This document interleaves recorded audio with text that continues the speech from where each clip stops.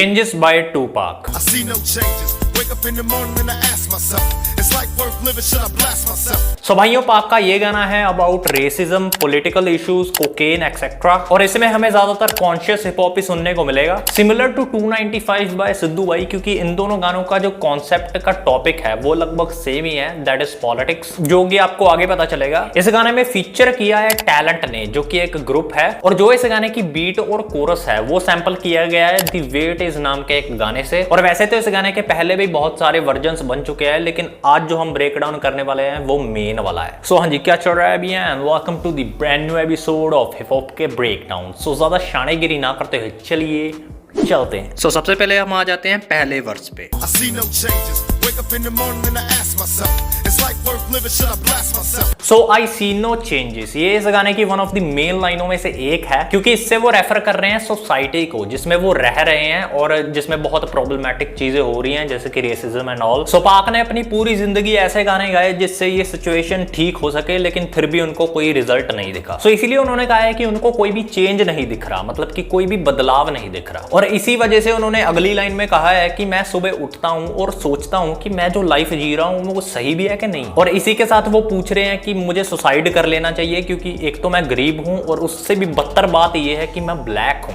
My stomach hurts, so I'm looking for a purse to snap. सो पाक गरीब हैं, इसीलिए उनके पास खाने के पैसे नहीं है और इसीलिए वो भूखे भी हैं, और वो सोच रहे हैं कि वो किसी का पर्स चुरा लें।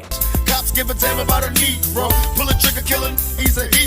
सो यहाँ पर रेफरेंस दिया गया है कुछ पुलिस वालों का, जिन्होंने एक ब्लैक बंदे को बहुत बुरी तरह मारा था उस टाइम, और इसीलिए पाक ने बोला है कि पुलिस ब्लैक लोगों को घंटा कुछ नहीं समझती, और अगर वो एक ब्लैक बंदे को बिना वजह से गोली भी मार देती है तो लोग उनको एक हीरो का दर्जा देते हैं। Get it to the kids who the hell cares. One less hungry mouth on the welfare. सो भाइयों, 90s के जमाने में यूएस में ड्रग्स की प्रॉब्लम बहुत ज्यादा बढ़ गई थी, स्पेशली ब्लैक लोगों में, और गवर्नमेंट भी ज्यादा कुछ कर नहीं रही थी इसे रोकने के लिए। और वो क्यों नहीं कर रही थी वो मैं आपको बताता हूँ। सो मैंने आपको अपनी एम्बिशियस राइडा वाली वीडियो में एक एग्जांपल दिया था मील टिकट्स का, जो कि एक तरह की फ्री भी थी ब्लैक्स के लिए, जिससे उनको फ्री का खाना मिलता था। सो उस टाइम पर गवर्नमेंट ब्लैक्स को एक तरह का सिरदर्द देखती थी, मतलब कि उनको काफी खर्चा करना पड़ता था ब्लैक्स के ऊपर, और इसीलिए गवर्नमेंट ने खुद ही इनविजिबल तरीके से ब्लैक कम्युनिटी में ड्रग सप्लाई करना शुरू कर दिया। सो भाइयों, आप सोच सकते हो कि जिस देश की गवर्नमेंट ही ऐसी चीजें कर रही हो, उस देश का क्या हाल होगा उस time.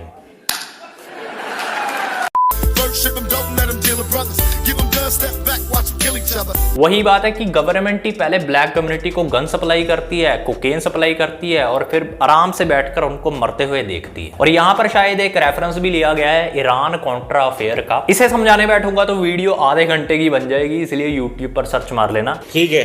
It's time to fight back, that's what Huey said. 2 shots in the dark, now Huey's dead. So hue P Newton, ये बंदा ब्लैक पैंथर पार्टी का फाउंडर था, जिसमें पाक की मॉम भी एज अ मेंबर काम करती थी। और 1989 में 47 साल की उम्र में उनको असैसिनेट कर दिया जाता है एक ड्रग डीलर की तरफ से। सो पाक ने यहाँ पर एक तरह का ट्रिब्यूट दिया है उनको। I got love for my brothers, but we can never go nowhere unless we share with each other. सो पाक के दिल में ब्लैक्स के लिए बहुत प्यार है, लेकिन एट द सेम टाइम वो ये भी कहना चाहते हैं कि अगर हम अपनी कम्युनिटी में ही लड़ते रहेंगे तो हम आगे नहीं बढ़ सकते। बेसिकली एक कम्युनिटी में यूनिटी होना बहुत जरूरी है, तभी वो आगे बढ़ सकती है। We gotta start making changes. Learn to see me as a brother instead of 2 distant strangers. सो यहाँ पर भी पाक ने सिमिलर ही बात की है। उन्होंने कहा है कि हमें अपनी कम्युनिटी में मिलजुल कर रहना चाहिए और किसी भी तीसरे बंदे को अंदर नहीं घुसने देना चाहिए। और यहाँ पर डेविल वर्ड पाक ने यूज किया है व्हाइट्स के लिए, क्योंकि उस जमाने में जो भी ब्लैक्स की पार्टीज होती थी, for example the black panther party, वो व्हाइट्स को डिनोट करती थी एज अ व्हाइट डेविल्स, यानी कि गोरे शैतान। I let it go back to when we played as kids, but then changed. सो बचपन में हमें कोई टेंशन नहीं होती, क्योंकि हमारे माँ बाप हमें कभी टेंशन होने देते ही नहीं। हम स्कूल जाते हैं, अपने दोस्तों के साथ बकचोदियां पेलते हैं, लेकिन धीरे धीरे हम बड़े हो जाते हैं और वो दिन कभी भी वापस नहीं आते, और हमें बहुत सी चीजों को खुद से फेस करना पड़ता है। और पाक के केस में वो चीजें रेसिज्म है। सो आगे इस गाने का कोरस आता है, और जैसे कि मैंने आपको बताया कि ये कोरस द वेट इज नाम के एक गाने से सैंपल किया हुआ है। Come on, that's just the way it is. और सिंपली इस कोरस में यही कहा गया है कि अब यही रास्ता है, पहले वाली बातें कभी वापस नहीं आ सकती। पहले वाली बातें एक रेफरेंस हो सकती है यूनिटी को, जो कि ब्लैक्स में होती थी। सो आ जाते हैं दूसरे वर्स पर। सो पाक के हिसाब से जो हेट है, मतलब कि जो नफरत है, वो मिसप्लेस्ड हो चुकी है, क्योंकि लोग सिर्फ और सिर्फ ब्लैक्स को ही हेट कर रहे हैं, जबकि वो हेट मिलनी चाहिए उन बुरे कामों को जो कि दुनिया भर में हो रहे हैं, और फिर चाहे वो ब्लैक्स ने किए हों या व्हाइट्स ने, फर्क नहीं पड़ता। सो यहाँ पर बेसिकली बात की गई है दुनिया की सारी बुरी चीजों को खत्म करने की और एक सही रास्ते की तरफ बढ़ने की। सो जो ड्रग्स की प्रॉब्लम है वो सिर्फ ब्लैक कम्युनिटी में नहीं है, बल्कि व्हाइट्स में भी है, लेकिन व्हाइट में थोड़ी सी कम होगी ब्लैक से, लेकिन है जरूर। लेकिन कई लोग हैं जो सिर्फ ब्लैक्स पर कोकेन का लेबल लगा देते हैं, मतलब कि उनको प्रेजेंट ऐसे किया जाता है कि कोकेन ब्लैक्स। सो इसीलिए पाक ने कहा है कि लोगों के बीच में से वो एविली, यानी कि वो ब्लैक्स को डिफेम करने की आदत निकालनी पड़ेगी, तभी वो आगे बढ़ सकते हैं।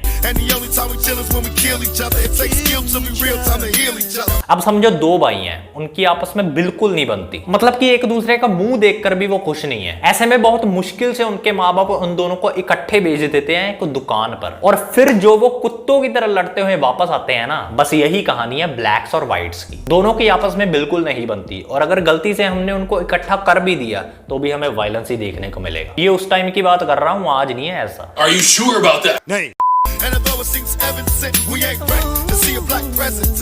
सो लाइन काफी इंटरेस्टिंग है, क्योंकि पाक ने बात की है एक ब्लैक प्रेसिडेंट की, कि कभी कोई ब्लैक बंदा प्रेसिडेंट बन भी पाएगा जो कि हमारे हक की बात करे। एंड अनफॉर्चुनेटली 1996 में पाक की डेथ के बाद 2008 में हमें यूएस के फर्स्ट ब्लैक प्रेसिडेंट देखने को मिलते हैं, that is Barack Obama.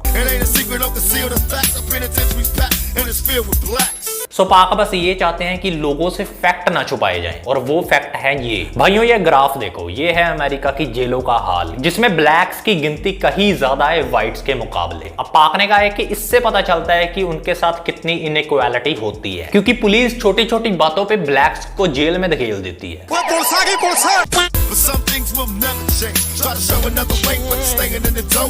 But again कुछ चीजें कभी नहीं बदल सकती, हम ड्रग्स के वही साइकिल में फंस के रह चुके हैं।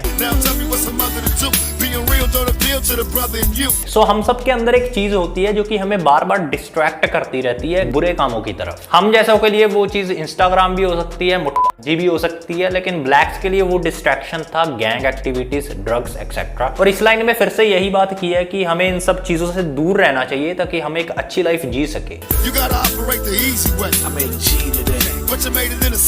सो अज्यूम करो कि एक तरफ पाक बैठे हैं और एक तरफ एक यंग ड्रग डीलर बैठा है, और इन दोनों के बीच में एक कॉन्वर्सेशन चल रही है। देख भाई, एज अ बड़ा भाई मेरा फर्ज है तुझे समझाना। तू ये जो सब कर रहा है बहुत गलत चीज है। दूसरों के बच्चों को नशे की लत लगाकर खुद पैसा कमाने का कोई फायदा नहीं है। आरोगे बाबा, मुझे इससे पैसे बनते हैं और बहुत अच्छे पैसे बनते हैं। देख, पैसा कमाना बहुत अच्छी बात है, लेकिन ये सही रास्ता नहीं है। आरोगे बाबा, तेरी ये तेरी माँ वाली लाइन मैंने खुद ही बनाई थी, लेकिन बाकी सारी चीजें सेम ही है जो पाक ने इस लाइन में बोली है। एनीवेज, इसके बाद गाने में एक इंटरल्यूड आता है। अब यहाँ पर पाक बेसिकली अपनी कम्युनिटी के बंदों को इनकरेज कर रहे हैं कि वो अपने आप में थोड़ा चेंज लाए, अपने उठने बैठने का तरीका सही करें, अपने खाने पीने पर ध्यान दें, नशे वगैरह ना करें, क्योंकि यही एक तरीका है जिससे वो सर्वाइव कर सकते हैं, वरना ब्लैक कम्युनिटी को तो सरकारें खा जाती हैं। और मैं आपको बता दूं कि पाक की जो मॉम थी वो भी कोकेन की शिकार थी, और पाक उनसे इस बात पर झगड़ा भी किया करते थे, और पाक इलेक्शंस में भी खड़े हुए थे 1996 में। ब्रदरहुड क्रू साडे नाम की एक रैली में थे वो। सो आ जाते हैं तीसरे वर्ष पर।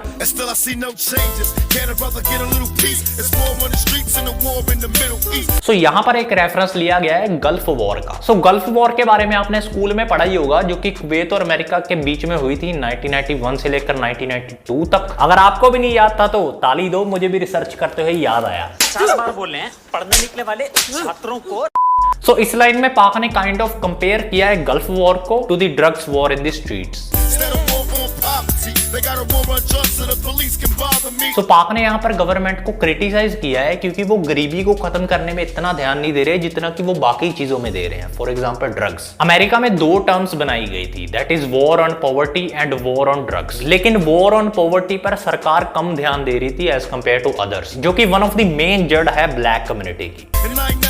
rhyme, I ain't have to do. But now back with the facts, giving it back to you. तो यहाँ पर पाक अपने आप को डिफेंड कर रहे हैं कि उन्होंने कभी भी कोई भी क्राइम नहीं किया, क्योंकि उनको जरूरत ही नहीं है। छोटी मोटी चोरियां की होंगी, लेकिन वो भी सिर्फ इसलिए क्योंकि वो भूख से तड़प रहे थे। Don't let 'em jack you up, back you up, crack you up. और इसी वजह से कभी भी पुलिस को अपने ऊपर हावी मत होने देना बिना किसी वजह से। ये एक मैसेज है पाक की तरफ से ब्लैक कम्युनिटी को। ऑल्सो ये लाइन रेफर करती है आइस क्यूब की एक लाइन से, जिसमें उसने कहा था कि पुलिस ने मुझे थप्पड़ मारा, मुझे गाड़ी में बैठाया and so on. They get jealous when they see you with your mobile phone. सो अगर 90s की बात करें तो उस टाइम पे अगर आपके पास एक मोबाइल फोन भी है ना, तो वो भी बहुत रेयर चीज है, क्योंकि उस टाइम पर बहुत कम लोगों के पास होता था फोन। और अगर उस टाइम पर किसी ब्लैक के पास फोन है तो उसको तो और भी ज्यादा खतरा है, क्योंकि बहुत लोगों की गांड जलती है उनसे। But tell the cops they can't touch this. I don't trust this. When they try to rush, I bust this. सो पाक कभी भी किसी पुलिस वाले पर भरोसा नहीं करते, और अगर कोई पुलिस वाला उनसे फालतू का पंगा लेता है तो पाक भी उसे फिर धमाकेदार ही जवाब देते हैं, क्योंकि उनका कहना है कि उनकी मां ने एक डरपोक लड़का नहीं पैदा किया है। और इस लाइन में टूल का मतलब आप समझ ही गए होंगे, इसका मतलब है गन। डब विच रखदा है tool गोरिए। And as long as I stay black, I got a stage strap. सो अगर आप ब्लैक हो तो आपको अपने साथ एक गन कैरी करनी ही पड़ेगी, क्योंकि पाक के हिसाब से ये एक नेसेसरी चीज है ब्लैक पर्सन के लिए। And I never get to lay back, cause I always gotta worry about the payback. So basically पाक जो भी काम करते हैं, चाहे वो कुछ गलत भी करते हैं, तो वो उसके पे बैक के लिए तैयार रहते हैं हमेशा, क्योंकि उनको पता है कि कर्मा वापस आना ही है। और इसी के साथ शायद वो कुछ पैसे की भी बात कर रहे हैं जो कि उन्होंने चुराए होंगे। एनीवेज 1996 में पाक की डेथ हो जाती है, और शायद उनकी कर्मा वाली बात भी सही हो जाती है। अब अगर आपका कोई सजेशन है तो इंस्टाग्राम पर आ जाओ, और ऐसे और आर्टिस्टों की ब्रेकडाउन देखने के लिए इस प्लेलिस्ट को फॉलो कर लो। और अगर आपको 295 का ब्रेकडाउन चाहिए तो कमेंट करने की जरूरत नहीं है, क्योंकि मैं वैसे भी बनाऊंगा ही। बड़ा हरामी हो बेटा। सो चलिए मिलते हैं नेक्स्ट वीडियो में, तब तक के लिए बाय।